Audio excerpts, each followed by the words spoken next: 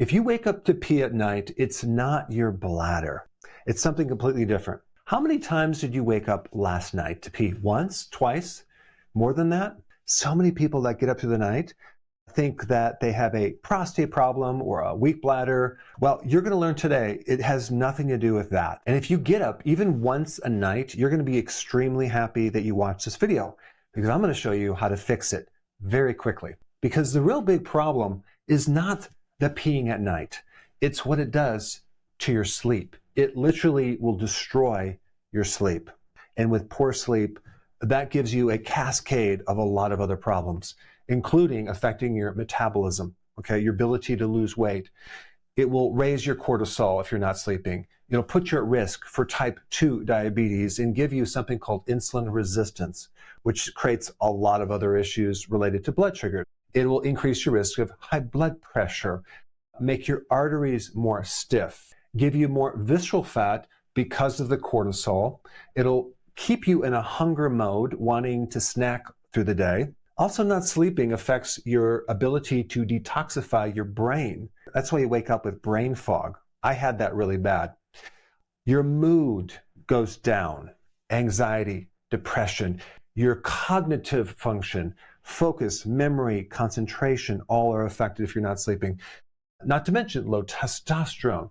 And of course, you're going to be tired all day long because you're not sleeping. There are cultures where there's people that live well into their 80s and even 90s, and they sleep through the entire night. They're not getting up at all. Yet in certain countries, especially in the US, 1 in 5 men and 1 in 4 women get up at least once or twice to urinate every single night, which is crazy. So aging is not the problem. There's several other things that I'm going to show you that are the problem. So the first thing you need to know is there's a hormone involved.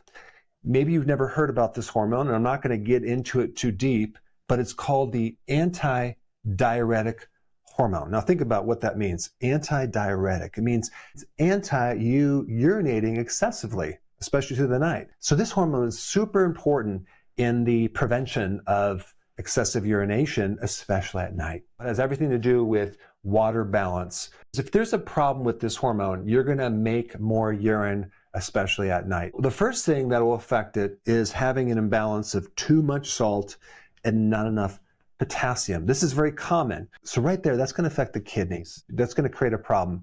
Your body's going to want to get rid of this excess salt, so it's going to cause more urine to be produced. And just so you know, avocados are loaded with potassium. Leafy greens, bigger salads have a lot of potassium. Next one is blood sugar, which if you're diabetic, you know that you pee through the night, because if there's too much sugar in your blood, the body will get rid of it. And so as it goes through the kidney and the bladder, it's going to pull water with it. Typically, if you have an imbalance of salt and potassium and blood sugar issues, you're going to have fluid retention in your legs. So if you were to press into your lower leg or ankle or your foot, and it leaves a dent, that means you have fluid retention. But when you're no longer standing and you lay horizontal in bed, a lot of that fluid is going to get absorbed back into the blood, and it has to go somewhere, and it's going to go out through the kidneys. So if you have fluid retention, suspect these two problems right here. Some really key nutrients that are involved with bladder control are vitamin B1 and magnesium. B1 has everything to do with the part of the nervous system that controls, especially the bladder. But in order for B1 to work, it needs magnesium. So these two are really important, especially if you urinate in the middle of the night and not a lot of urine comes out, or anything that's related to neurogenic or neurological. Think B1 and magnesium. Other things that mess with this hormone would be too much caffeine. This is why it's important just to have like a small amount of caffeine in the morning. Don't overdo it, because this can act as a diuretic, not just from coffee, but from tea as well.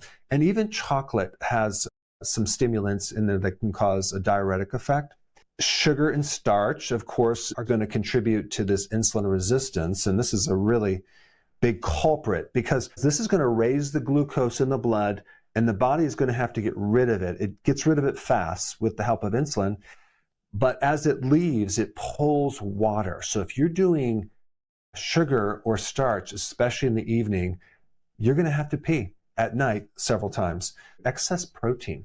When you consume too much protein, one of the byproducts is urea. And your body's going to get rid of urea by releasing more urine. So if you're having a huge protein supper, whatever, suspect you might need to get up because of the excess protein turning into urea. This is why I recommend having most of your protein as your first meal, maybe at lunch, and having a smaller amount of protein for dinner if you're getting up or having a problem sleeping. But the biggest trigger for throwing off this hormone is this right here, alcohol. Boy, if you want to get up and pee, just drink alcohol before bed. That's one of the biggest triggers. When's the worst time to drink fluids? Well, the answer to that is later at night. Anytime before 3 hours of you going to bed is a very bad idea. A lot of people, including me, are not thirsty in the first part of the day, but a lot more thirsty in the evening. And I used to drink a ton of water at night until I learned that this is not dehydration. It's a survival mechanism to cause you to have enough fluid because you're not going to be drinking for the next 12 hours. What's worse than that is snacking on carbohydrates and starches or salty things, snacking. You'll get really thirsty and drink a lot of fluid. Oh my gosh, you're going to be up all night urinating, because also the sugar and the starch are going to deplete your potassium even more. It's not just what you drink, it's what you're eating.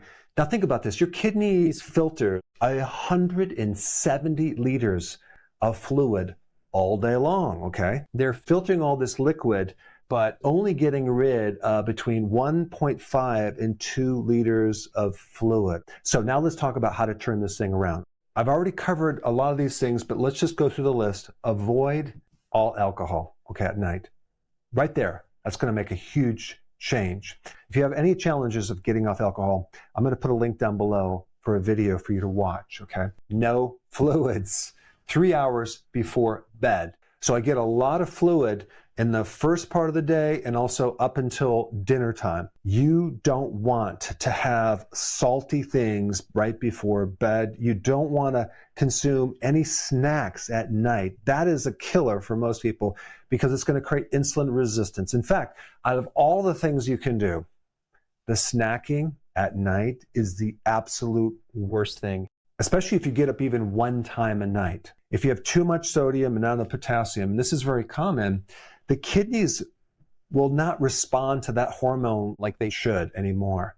And so one thing that I recommend is start increasing higher potassium foods, avocados, or even take a high potassium electrolyte in the early part of the day, not at night. So this is one more thing that I've been successful with in helping with this problem. Also, just helping people stop drinking too much caffeine. And it's amazing how many people drink coffee all day long, and they just need to cut down the caffeine because the diuretic is just pushing the fluid out. I don't want to beat a dead horse, but no snacking. Also, keep your carbs lower, okay? If you reduce your carbs and your sugar, then there won't be any reason to actually cause the water to go out. You have to realize that water follows sugar, okay? So if there's more sugar, it's going to follow it and it's going to go out through the urine.